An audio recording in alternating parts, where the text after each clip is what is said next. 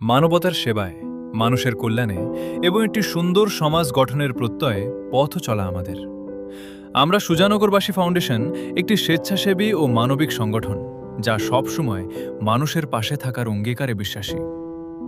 শীতের কষ্টে থাকা অসহায় মানুষের মাঝে শীতবস্ত্র বিতরণের মাধ্যমে আমরা পৌঁছে দিয়েছি উষ্ণতার বার্তা।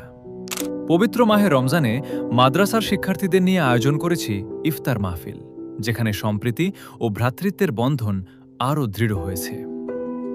নতুন প্রজন্মের প্রতিভা বিকাশে আমরা আয়োজন করেছি সেরা ছবি ও ইসলামিক নাশিদ প্রতিযোগিতা এবং কৃতি অংশগ্রহণকারীদের সম্মাননা প্রদান করেছি।